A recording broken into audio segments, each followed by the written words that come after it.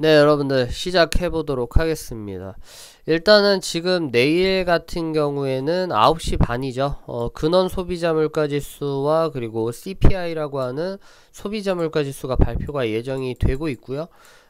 수요일 9시 반입니다. 내일 9시 반에 이렇게 발표 예정이고, 그리고 목요일 같은 경우에는 지금 PPI라고 하는 생산자 물가 지수가 지금 스탠바이를 하고 있는 가운데 있습니다. 그래서 뭐 예전같이 제로 금리에 대한 상태가 유지됐을 때는 뭐 소비자 물가 지수가 얼마니, 뭐 생산자 물가 지수가 얼마니, 결과값에 대해서 사실상 그렇게 중요하진 않았었죠. 근데 요새 들어서 금리 인상에 대한 속도가 너무 가파르게 진행을 되고 있을 때에는 이 금리 인상에 대한 이 발언들이 사실상 지금 투자에 대한 방향에 대해서 사실 너무 큰 영향을 끼치게 된 지 오래기 때문에 지금 많은 트레이더들, 아니면 뭐 해외 선물하든가 아니면 옵션을 하든가 아니면 지금 현재 코인 선물, 코인을 하든 모든 주식을 하든 트레이더들이 이러한 이 경제 지표를 좀 많이 확인을 하게 됐죠. 금리 때문에. 그래서 나중에 되면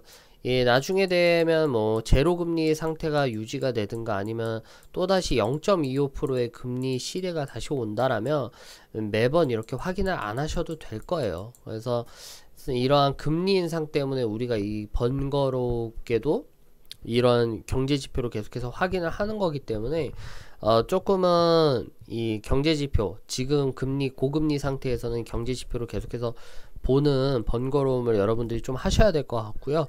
아무튼 일단 내일 같은 경우에는 어떻게 될 거냐면, 일단 이전 같은 경우 근원 소비자 지수가 0.5%입니다. 근데 이제 예측하기로는 0.4%를 예측을 하고 있고요.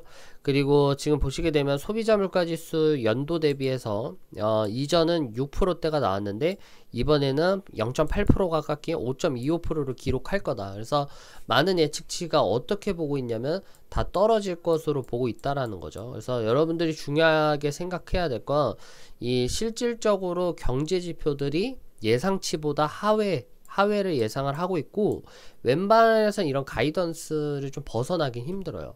그래서 뭐 애널리스트라든지 아니면은 정말 경제 전문가들이 여러 예측치를 참고해서 이런 예측을 내놓은 거기 때문에 이 틀 안에서 벗어나긴 좀 힘들 것 같다. 그래서 이 상태로 갈 것 같고요. 그래서 요번에 CPI 지수, 뭐 PPI 지표가 나온다 해도 시장 내에 뭐는 없을 거다, 변동은 그렇게 크게 없지 않을까라고 저는 생각을 해봅니다. 그리고 이제 금리가 뭐 동결이 된다든가 거의 웬만해서 0.25%가 계속 나오는데 이제 거의 금리 인상은 없을 것 같아요.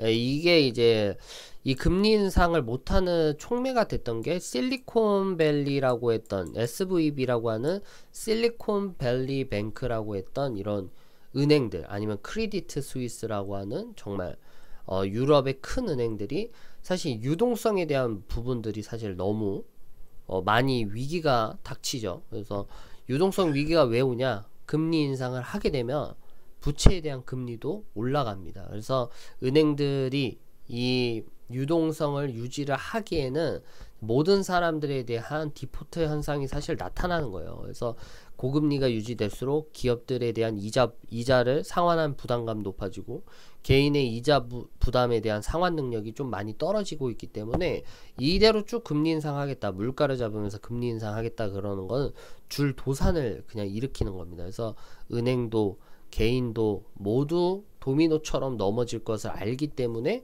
사실은 미국에서도 금리를 차후에 더 올리기는 좀 어렵다. 그래서 이 실리콘밸리 뱅크라고 했던 이러한 대형 은행들에 대한 악재들이 사실상은 이제 더 이상 금리를 올릴 순 없다. 그래서 이제 금리 종결이 나오지 않을까, 금리 인상 종결을 조금 나타내는 시그널로 전 보고 있어요. 그래서 웬만해선 맞을 겁니다. 웬만해서 맞을 거기 때문에 이제 금리 인상에 대한 이러한 부분들이 조금씩 줄어들고 있고요. 그리고 제가 이 몇 년도입니까? 4개월 전에 말씀드렸어요. 2022년도 11월 12일 날짜 방송을 말씀드렸는데, 제 방송 보시는 분들은 한 번 더 보세요. 그러니까 여기서 말씀을 드리는 건 뭐냐면은 여기 앞에 있는 사람이 이제 드산티스라고 하고 있는 플로리다 주지사입니다. 그래서 도널드 트럼프 대통령이 지금 현재 전 대통령 도널드 트럼프 전 대통령이 현재 형사 기소를 받았어요. 이 성추행에 대한 입막음으로 뭐 돈으로 입막음을 했다라고 해서 형사 기소를 지금 현재 당한 상황이기 때문에 차후 24년도에서는 이 드산티스가 나올 확률이 더 높아졌어요. 그래서 제가 4개월 전에도 우리가 2024년을 지금 주목을 해야 되는 이유에 대해서 말씀드렸던 게 저희 채널을 보시는 분들은 아시겠지만 제가 좀 멀리 내다봅니다. 좀 시각을 그러니까 근시안적으로 앞에만 보는 게 아니라 좀 더 멀리 봐요. 그래서 이 방송을 했을 때도 말씀드렸다시피 이 허리춤 중견기업인 이 허리춤의 반도체 섹터 소재 부품 장비하는 여러가지 이 반도체 섹터들이 좀 힘을 얻고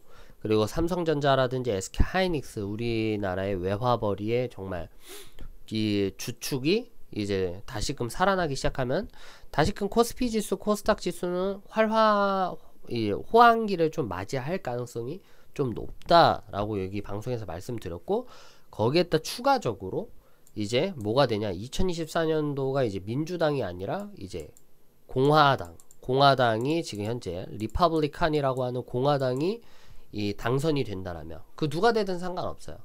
그러니까 누가 되든 상관없으니까 민주당을 제외한 기업들에 대한 정말 친화적인 정책을 펼칠 수 있는 공화당이 다시금 자리매김을 한다라면 지금 사실상 정말 기회가 많을 수밖에 없다라는 거를 4개월 전에 말씀을 드렸습니다. 그래서 방송을 보시는 분들도 이런 점을 참고로 하셔서 내가 지금 주식을 해야 할 것인가에 대한 고민을 할 필요가 없어요. 사실 지금은 이 금리 인상에 대한 종결점이 다 다르고 있고 금리 인상에 대한 종결이 이제 다 돼가고 있고 이제 더 이상 금리 인상이 나오지 않을 거기 때문에 지금 더 이상 프리미엄으로 다 떨어져 있는 모든 개별 종목들이 사실상 올라가기 시작을 할 텐데 서서히 반등세가 좀 거세질 거예요. 그리고 지금 현재 올라가고 있는 키워드들이 사실 몇 개 안 되지만 오늘 방송에서도 오늘 카페에서 말씀드렸어요. 저희 주식투자말 네이버 카페에서도 말씀드렸다시피 요새는 말씀드렸다시피 뭐 태양광 소재 아니면은 뭐 전자 소재 아니면은 지금 현재 보시는 것처럼 뭐 AMPC라고 하는 이 첨단 제조 세액공제라고 하는 지금 Manufacturing Production Credit라고 해가지고 세금 혜택이겠죠. 세금에 대한 혜택이라든지 우대 혜택을 주는 아니면 보조금을 주는 이런 정책들에 대해서 발라져 있는 종목들이 좀 있어요. 그래서 이걸로 이제 파생된 게 그 인플레이션 IRA죠.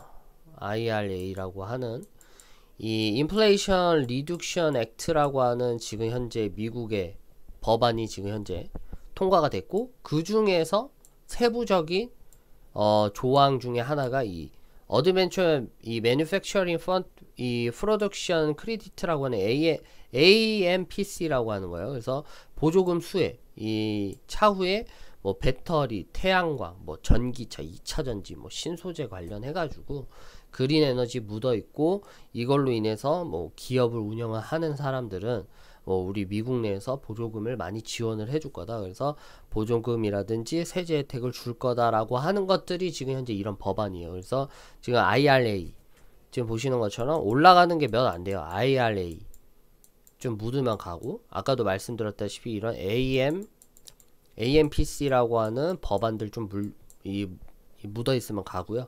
그리고 리튬 같은 경우에도 지금 많이 나가고 있고 전기차 뭐 2차전지 아니면은 더 나가서 음극재라든지 아니면 양극재 아니면 더 나가서 실리콘 음극재 뭐 차후에 2차전지 신소재에서 실리콘 음극재다 이렇게 하는 것들 지금 현재 보이는 것들만 올라가요. 그래서 IRA라고 하는 인플레이션 리듀션 액트라고 하는 이런 법안 관련 수혜주 AMPC라고 하는 이 보조금 관련 수혜주 리튬, 전기, 2차전지, 음극재, 양극재, 실리콘 음극재 거기에다 추가적으로 니켈 정도가 될 수 있겠네요. 니켈 그러니까 이런 것들이 묻어 있으면 가요. 그래서 이런 것들이 묻어 있으면 가기 때문에 지금은 많은 뭐 개인 투자자들 아니면은 뭐 단타꾼들 아니면 중기적으로 스윙 투자 아니면 기관 외국인 투자자들도 다 이런 키워드 내에서 매수를 합니다. 다 담는 거라고는 이런 걸로 다 담고 있고, 그렇기 때문에 지금 여러분들 차후 말씀드렸다시피 24년도 다가오고 있죠. 그래서 24년도 미국 대선을 기준점으로 해서 공화당이 다시 이 선두로 대선에서 승리를 해서 올라간다라면 지금 투자해서 좀 물렸다 하신 분들 웬만해서 다 회복할 거라고 좀 봐요. 그래서 지금 반도체 섹터도 기준으로 해서 다 살아나고 있고, 저희 고객님들 거의 진짜 요 작년도부터 물려 있었던 진짜 비중 한 50%죠. 전 재산의 거의 50%의 비중을 물려 있었던 것도 지금 진짜 다 회복을 해 갑니다. 그래서 조금은 자금적으로도 이제 여유가 좀 생기실 거라고 생각을 하고요. 그래서 여러분들 말씀드리는 게 그겁니다. 이런 부분에서라도 이제 투자를 하기에는 적당하다라고 봅니다. 그래서 지금 현재 IMF죠. 국제통화기구에서도 지금 말을 하고 있는 게 미국 인플레이션 잡히면 코로나 전 초저금리로 돌아갈 거다. 그래서 아까도 말씀드렸다시피 초저금리로 돌아갈 것이라고 하는 거는 금리 인하를 말하고 있는 거예요. 금리 인하를 할 거다. 뭐 금리 인하에 대한 가능성을 뭐 열어둘 것이다 라는 거를 우회적으로 말하는 거죠. 그래서 지금 현재에 대한 금리가 아니라 금리 인하를 해서 이전 초저금리 0.25%죠. 0.25%로 돌아갈 거다 라고 말을 하기 때문에 이때쯤 되면 여러분들 다시금 호황기가 옵니다.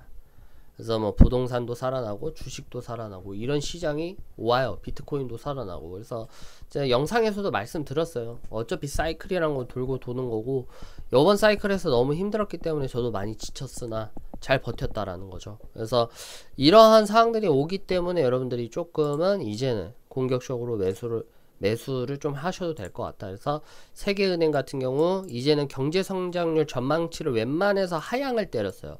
전망치 뭐 하향을 늘 줬었는데 이제 처음으로 2% 상향할 거다. 그래서 경제가 이제 회복을 하고 더 나아가서 성장을 하는 발돋움 기간이 다가오고 있다라고 얘기를 하는 거기 때문에 지금 제가 방송 때리면 지금 빨리 서서히 준비하시는 게 나아요. 그래서 투자를 계획을 하고 있다라고 하시는 분들도 주식 투자 말 들어보니까 일리가 있다 말하는 게 좀 맞는 것 같다라고 하시는 분들은 조금은 좀 서둘러서 계획을 좀 해보시는 게 좋을 것 같고요.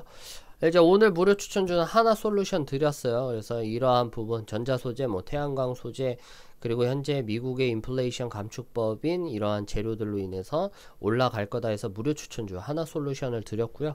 여러분들 일단은 뭐 오늘 방송은 여기까지 하는 게 맞는 것 같아요. 그래서 궁금하신 거 뭐 앞으로 어떻게 될 건지 하는 것들은 전부 다 네이버 카페 들어오셔서 같이 정보 공유하시고, 무료 추천주 받으실 분들은 무료 추천주 받으시고, 조금 더 전문가로서 수익을 좀 맛보고 싶다 하시는 분들은 단톡방이라든지 VIP방 들어오시면 됩니다. 오늘 방송 여기까지 하겠습니다. 감사합니다.